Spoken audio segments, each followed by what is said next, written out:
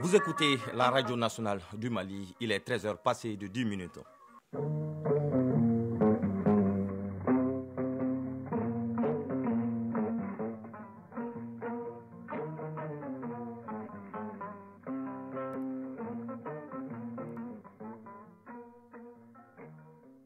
Le journal Bemba Sibi.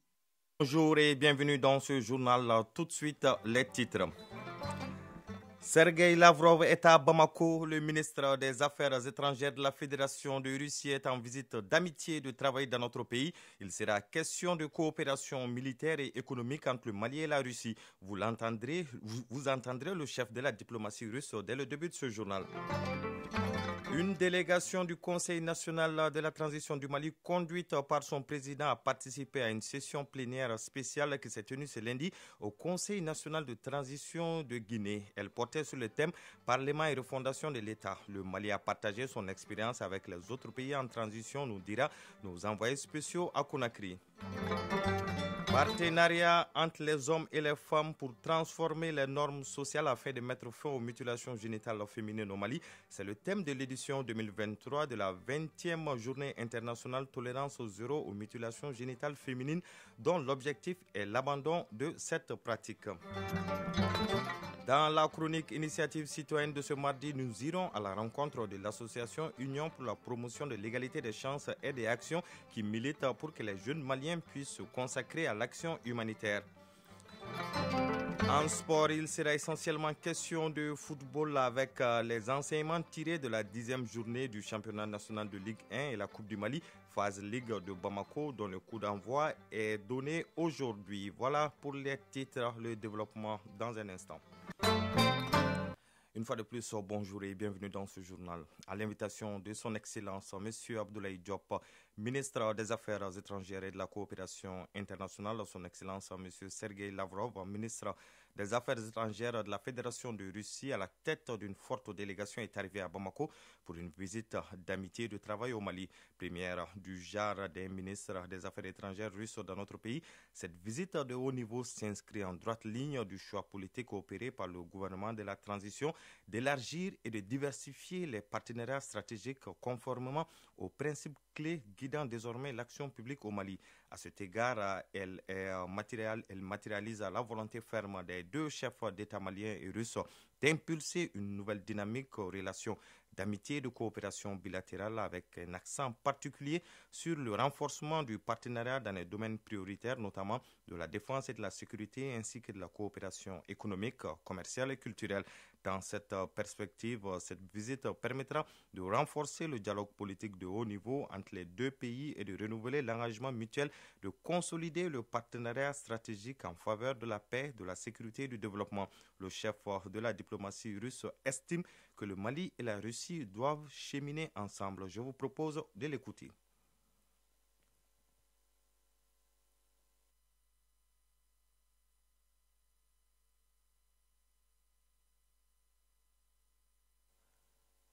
Voilà, apparemment, il y a un petit souci technique avec l'extrait sonore de Sergei Lavrov, chef de la diplomatie russe. Nous allons essayer d'y revenir au cours de cette édition si la technique le permet. Une session plénière spéciale s'est tenue ce lundi au Conseil national de la transition de la Guinée-Conakry, une délégation du Conseil national de la transition du Mali, conduite par son président, le colonel Malik Diaw, a participé à la session.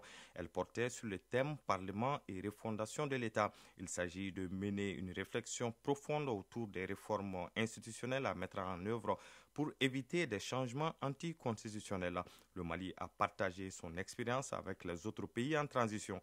Le récit de nos envoyés spéciaux, Bourama Traoré et Sédou Sissoko. Au siège du Conseil national de la transition de la Guinée, une session spéciale avec des orateurs pas comme les autres, parmi lesquels le colonel Maliki Diaw qui porte la voix du Mali à cette tribune du débat démocratique. Le président du CNT reçoit d'abord un boubou traditionnel made in Guinée, une façon de lui souhaiter la bienvenue. Pour ce beau boubou. Je crois que ça fait le deuxième boubou. Merci énormément. C'est donc une plénière spéciale aux allures d'un partage d'expérience sur le rôle du Parlement dans la refondation de l'État. Une question d'autant plus essentielle quand on sait que l'instabilité institutionnelle freine la bonne marche d'un pays. Dr Dansa Kourouma, président du CNT de la Guinée. Nous espérons tirer de ces débats des pistes de solutions à nos problèmes de gouvernance, de sécurité de nos populations ainsi que de leurs biens.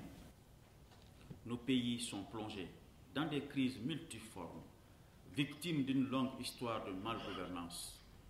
Nous sommes à la croisée des chemins, mais nous devons raffermir notre foi en nous-mêmes et en notre résilience afin de relever les multiples défis auxquels nous sommes confrontés. La refondation de l'État, quand l'exemple du Mali fait légion, et dans ce processus, le Conseil national de la transition joue un rôle de premier plan. En 2 ans, le CNT a examiné et adopté 200 lois selon le président de la commission en charge des lois, pour qui refonder un État obéit à des exigences. Souleymane D, président de la commission loi du CNT. Des valeurs, vous le savez tous, que nous sommes tous d'accord qu'il va falloir arriver à un texte qui procédera à la désacralisation spirituelle du pouvoir politique. Il va aussi sans dire qu'il faut arriver à un deuxième point sur la désincarnation personnelle du pouvoir politique. Et enfin, à l'objectivation institutionnelle du pouvoir politique. Nous savons exactement quels sont les régimes qui nous gouvernent. Et nous savons exactement quels sont les tares de ces régimes. Il faudra travailler à ce que le pouvoir ne se confonde pas à l'homme, mais que le pouvoir soit un instrument au service du peuple. Colonel Maliki Diaw, président du Conseil national de la transition. Aujourd'hui, le Mali est plus que jamais rassuré. Nous sommes confiants de la réussite de cette mission parce que nous bénéficions aujourd'hui de cette solidarité africaine, de cette solidarité des parlements, des conseils nationaux de transition. Oui, nous sommes respectueux des valeurs démocratiques. Oui, mais faudrait-il aussi avoir un territoire, oui, je dis bien, sur lequel on veut cette bonne gouvernance. On veut appliquer ces valeurs démocratiques. Soyez sûrs que nous allons transformer cette crise en un atout. Oui, il s'agit pour nous de nous battre pour que toutes ces écoles qui sont fermées, plus d'une décennie, qu'une génération humaine n'a pas droit à l'éducation, qui demeure un droit fondamental. Nous avons tous des obligations en tant que père de famille, en tant que mère, mais aussi en tant que citoyen. Et par la même occasion, je voudrais inviter tous les partenaires à nous accompagner. Au-delà de son aspect institutionnel, les réformes en cours touchent également d'autres domaines vitaux du pays, dont le secteur rural. C'est ce qu'a expliqué le président de la commission en charge de cette question au CNT. Déjà, des textes adoptés permettent de mieux encadrer le secteur. Mohamed Ag Ousmane Mohamedoun, président de la commission du développement rural du CNT. Vous savez, dans notre pays, c'est avec la transition que nous nous sommes rendus compte qu'il n'existe pas d'inspection en ce qui concerne les mines. Ça veut dire que depuis 60 ans, les mines dans notre pays échappent au contrôle de l'État. Elles sont exploitées, purgées, volées par tout le monde et l'État n'a aucun outil de contrôle et de vérification de ce qui s'est passé. Mais je peux vous assurer que cette grave tare a été corrigée par la transition. Désormais, personne ne fera ce qu'il veut en ce qui concerne notre sol, notre sous-sol. De la discussion jaillit la lumière, dit-on. La lumière aura donc jailli sur la volonté commune des conseillers nationaux d'aller ensemble pour réussir ensemble la refondation de leur pays respectifs. Je vous le disais tout à l'heure, Sergueï Lavrov, ministre des Affaires étrangères de la Fédération de Russie, à la tête d'une forte délégation, est arrivé à Bamako ce matin. Les chefs de la diplomatie russe et malienne ont animé tout à l'heure une conférence de presse. Sergueï Lavrov estime que le Mali et la Russie doivent continuer de cheminer ensemble. Je vous propose de l'écouter. Nous sommes tout à fait satisfaits par les pourparlers que nous avons eus dans une ambiance de confiance, partageant les mêmes avis avec le Mali, notamment dans le cadre du groupe des amis pour le soutien de la charte de l'ONU. C'est une position commune qui est fondé sur des dizaines d'années de l'amitié, de la coopération, de l'entraide et des sentiments de la décolonisation. Et nos amis maliens se souviennent bien de ces pages d'histoire de nos pays. Ils sont intéressés à ce que ces bases nous permettent de construire de nouveaux projets. Et c'est cela que visent nos présidents. Oui, ils ont eu des contacts par téléphone. Et alors, ils vont régler bien évidemment les questions dans le domaine de l'économie, d'investissement, du commerce, de la politique extérieure. Ce sont les questions qui sont prioritaires pour nos ministères.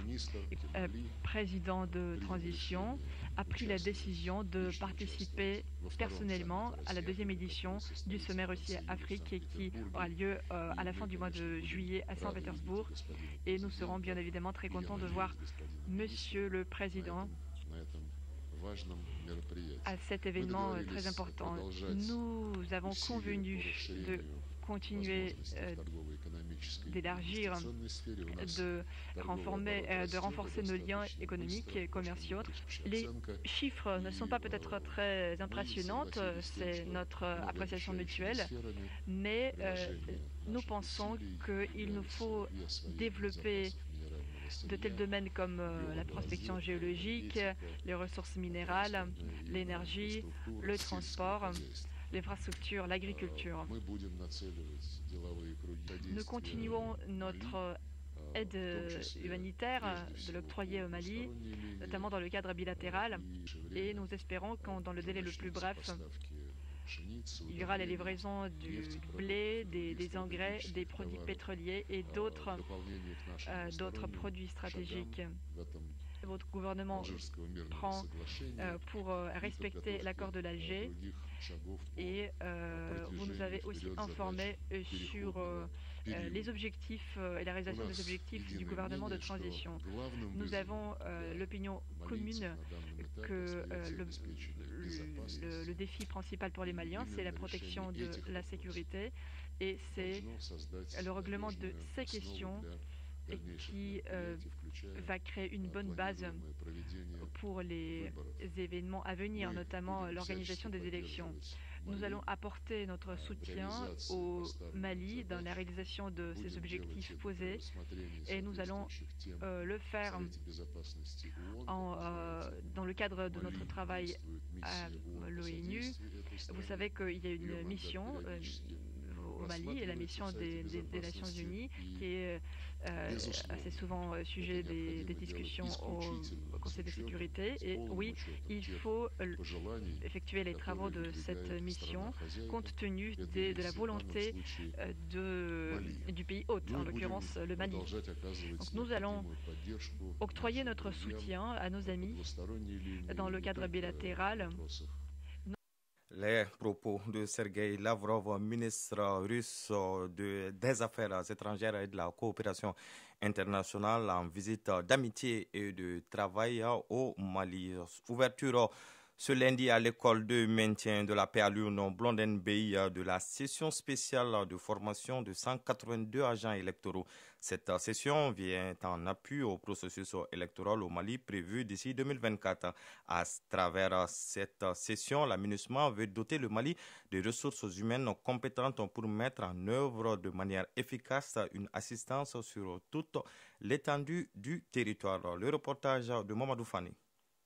La période des élections est un moment très sensible pour une nation. L'aboutissement du processus électoral requiert une bonne formation des agents électoraux qui peuvent contribuer au bon déroulement des élections. D'où cette session spéciale de formation des 182 agents électoraux initiée par le ministère de la Défense, le ministère de l'Administration territoriale, l'école de maintien de la paix avec le soutien financier de la MINUSMA. Colonel Suleiman Sangaré, directeur de l'école de maintien de la paix à Lyon-Blondin-Bay. Elle est une nécessité pour les personnes engagées sur la voie de l'apaisement, de la cohésion sociale, de l'entente, du vivre ensemble, de la construction d'institutions légitimes et de la construction d'une nation et d'une démocratie forte. À l'issue de cette formation, chaque participant devrait être capable de comprendre le cycle électoral, le rôle du système des Nations Unies et de planifier la mission et les activités de terrain à mettre en œuvre avant déploiement dans les zones d'affectation. Kakou Assoupé, directeur de la division des affaires électorales de la MINUSMA. La MINUSMA accompagne le Mali dans ses efforts pour le retour à l'ordre constitutionnel, s'inscrit en droite ligne de l'appui aux réformes politiques, institutionnelles et électorales entreprises par le gouvernement de la transition. Cette session de 5 jours prouve à suffisance l'attachement des autorités de la transition à conduire le processus électoral dans des conditions idoines avec des agents électoraux bien formés maîtrisant parfaitement le processus. Parlons à présent de la cérémonie de la 20e journée internationale tolérance zéro aux mutilations génitales féminines. Le thème de cette édition 2023 est partenariat entre les hommes et les femmes pour transformer les normes sociales afin de mettre fin aux mutilations génitales féminines au Mali. L'objectif de la célébration de la journée est d'inciter les décideurs à accélérer leur engagement en faveur de l'abandon des mutilations génitales féminines. La cérémonie était placée sous la présidence du ministre de la Promotion de la Femme, de l'Enfant et de la Famille. On fait le point avec Fanta Mamatnyantao. Kambila, commune de Kati, a rejoint le mouvement de l'abandon des mutilations génitales féminines. Le but est de mettre définitivement fin à ces mutilations d'ici à 2030. Un moment idéal pour apporter un changement de comportement à tous les niveaux à travers la sensibilisation. Georges Kané, maire de la commune de Kambila. L'éducation et la sensibilisation sont les meilleurs moyens de lutte contre cette pratique aux relents socio-culturels encore très vivaces. ONU Femmes, partenaires techniques et financiers, travaille avec les leaders traditionnels et culturels pour l'abandon des pratiques néfastes telles que les mutilations génitales féminines. Georges Gouresh Nizigama, représentante résident de l'ONU Femmes. Ensemble, nous sommes mobilisés contre cette pratique de l'excision ou de mutilation féminine. Le ministère de la Promotion de la Femme, de l'Enfant et de la Famille remercie les plus hautes autorités du Mali ainsi que la population pour le soutien qu'elle apporte à la réalisation des droits de la femme et de l'enfant. Sayon Doumbia, secrétaire général du ministère de la Promotion de la Femme, de l'Enfant et de la Famille. Cela exige de nous le renforcement des normes juridiques nationales contre toutes les formes de violence liées au genre, notamment les MGF excision. Notons que des coalitions de leaders traditionnels et religieux, des réseaux d'organisations de la société civile sont tous mobilisés pour renforcer les plaidoyers et les sensibilisations pour la prévention des mutilations génitales féminines. Actualité hors de nos frontières en Côte d'Ivoire, 16 personnes sont mortes suite à une maladie mystérieuse causée par une bactérie nommée Clostridium. Depuis décembre dernier, 53 personnes souffrent de convulsions, de vomissements et de diarrhée dans un village du centre du pays. Les autorités ivoiriennes affirment que la maladie est sous contrôle car 24 personnes hospitalisées ont pu regagner leur domicile. Le président congolais Félix Tshisekedi a été reçu hier à Luanda par son homologue angolais Joao Lourenço. Les deux hommes ont échangé sur les tensions persistantes entre Kinshasa et Kigali et les offensives du M23 dans l'est de la RDC. Les deux chefs d'État se sont entretenus en tête-à-tête durant environ 2 heures. À la sortie, aucun communiqué final ni d'interview ou conférence de presse n'a été fait. Les îles Comores s'apprêtent à présider l'Union africaine. Depuis un an, une bataille a opposé les Comores au Kenya pour ce poste qui revient cette année à l'Afrique de l'Est. Mais Nairobi a jeté l'éponge de sources diplomatiques. Cela devrait être officialisé lors du 36e sommet de l'institution panafricaine des 18 et 19 février prochains à Addis Abeba.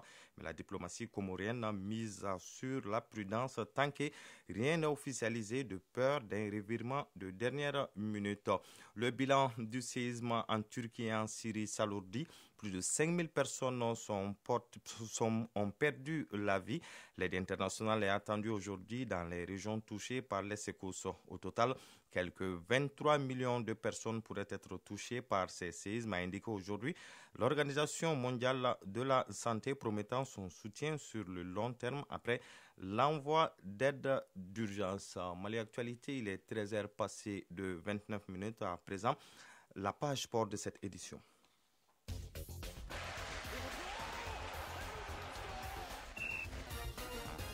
L'actualité sportive, c'est avec Siragatou Sissé. Bonjour Siragatou. Bonjour Bemba Sibi. La 10e journée du championnat national de Ligue 1 a pris fin avec quelques enseignements.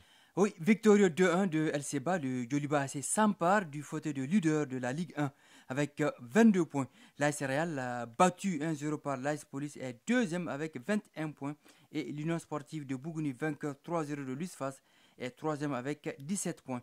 Le Stade Malien de Bamako, le SOB et Binga FC ont laissé filer des points au cours de cette 10e journée. Au bas du classement, LCBA, 8 points, moins 4 et l'Union sportive du cercle de Kita, 8 points, moins 5 sont relégables. Coupe du Mali, phase Ligue de Bamako, le coup d'envoi est donné ce mardi en vue de la phase fédérale saison 2022-2023. Au stade Mamadou Konaté, à partir de 16h, Soleil d'Afrique jouera contre l'AS Real. La suite de cette phase demain et ce jusqu'au 11 février. Les vainqueurs seront qualifiés pour la phase fédérale au stade des 16e de finale. On le sait, depuis hier, l'AMFoot, par la voix de son président, a tenu une conférence de presse pour réclamer des droits dans le cadre du travail. Le président de l'AMFoot entendait par là l'association malienne des entraîneurs de football, Issa Kolon Koulibaly, monte au créneau et alerte sur la situation des sélectionneurs nationaux. On l'écoute. Les conditions salariales vont à une allure si vraiment nous prêtons attention, ça risque d'être un problème. Parce que quand l'entraîneur, ce chef de famille, cet éducateur, ça dit que c'est donne corps et âme et qui passe une année, sinon plus, sans un seul mois de salaire de son contrat, je crois que ça pose problème. Aujourd'hui, on ne peut pas donner de contrat aux préparateurs physiques, aux préparateurs de gardien. Les mercenaires n'en parlons pas. Qui passent toute la nuit après les séances d'entraînement, les matchs, en train de masser les joueurs, on ne parle même pas d'eux. Et on dit qu'ils n'auront pas de contrat, ils vont avoir des traitements. Nous voulons savoir ces traitements. Parce que quand c'est en équipe nationale A, les expatriés qui viennent faire leurs prestations, c'est-à-dire que 3 jours en avant des matchs et 3 jours après, ils rentrent. Et ça, c'est une semaine, leurs dits sont calculés et on leur verse. Mais les nationaux, le jour où on notifie à l'entraîneur qui est en charge d'une sélection nationale, il est avec son staff. Et jusqu'à ce qu'il termine son contrat, et souvent ça peut aller à une année, sinon plus. Mais ces gens-là travaillent avec l'entraîneur tous les jours. Mais comment on va calculer les prestations? On termine avec la Coupe du Monde des clubs FIFA 2022. La première demi-finale se joue ce soir entre les Brésiliens de Flamengo et les Saoudiens d'Al Hilal. Oui, ce sera à partir de 19h temps universel à Tanger au Maroc. Flamengo, vainqueur de la Copa Libertadores, sera opposé à Al Hilal, lauréat de la Ligue des champions d'Asie. Ce sera une sorte de retrouvaille 4 ans après la demi-finale remportée 3-1 par les Brésiliens de Flamengo. Demain, mercredi, vous aurez droit à la seconde demi-finale entre Al Ahly d'Égypte et le Real Madrid. Merci Siragatou Sissé pour toutes ces informations sportives. À présent, la chronique initiative citoyenne de ce mardi. Initiative citoyenne. Le développement par nous-mêmes. La chronique initiative citoyenne s'intéresse à l'association Union pour la promotion de l'égalité des chances, aide et action. Cette association milite depuis sa création il y a 1 an pour que les jeunes Maliens puissent se consacrer à l'action humanitaire. Elle œuvre également aux côtés des personnes en situation de précarité, de famine et d'effondrement économique.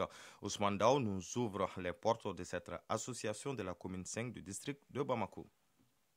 Mise sur les fonds baptismaux, il y a 1 an, l'association Union pour la promotion de l'égalité des chances, aide et action intervient auprès des populations démunies, vulnérables, marginalisées, victimes d'inondations, de famine ou d'effondrement économique. Pour mener à bien ces activités, elle est présente au plus près de ces couches vulnérables à Bamako et à l'intérieur du pays. Badra Alou Koulibaly, président de l'association Union pour la promotion de l'égalité des chances, aide et action. Nous œuvrons en faveur des populations touchées et défavorisées avec des plans de soutien économique, social et humanitaire. L'association tente de répondre aux besoins vitaux et des êtres humains. Elle est dédiée à la réduction de la souffrance, l'élimination de l'extrême pauvreté et permettre l'autosuffisance alimentaire et nutritionnelle des populations dans la réalisation des projets Malgré quelques difficultés, l'association est active sur le terrain à travers la formation et des actions concrètes. Nous avons organisé des conférences, des débats, des formations. Nous avons animé des séminaires, nous avons organisé des formations gratuites à l'endroit des populations, notamment sur la citoyenneté. Nous avons apporté des petites aides aux populations démunies. Nous avons apporté de l'aide aussi aux sinistrés, aux déplacés, souvent à Bamako et dans quelques régions du Mali. Aujourd'hui, le combat de l'UNPCA est de faire en sorte que les jeunes s'engagent beaucoup plus dans l'humanitaire pour aider encore plus les populations vulnérables. Badra Alou Koulibaly, président de l'association Union pour la promotion de l'égalité des chances, aide et action. C'est que les jeunes Maliens s'investissent aussi beaucoup dans l'humanitaire parce que les moments que le pays traverse en ce moment-là, et tout le monde le sait, et il faut que les jeunes Maliens se donnent la main, il faut qu'ils travaillent ensemble, il faut qu'ils s'investissent dans l'humanitaire. Il y a des populations qui sont là qui en ont besoin. En attendant, l'association Union pour la promotion de l'égalité des chances, aide et action continue son chemin pour soutenir et aider davantage les populations vulnérables. À 13h, passé de 36 minutes, prend fin ce journal qui vous a été présenté par Bemba Sibi avec la complicité technique d'Absé Traoré. La mise en ligne a été assurée par Sekou Traoré, une réalisation de dossier Baba Diara avec la coordination éditoriale de Ousmane Daou. Prochain rendez-vous avec l'information à 19h30. En attendant, bonne écoute radiophonique sur les zones de la Radio nationale du Mali.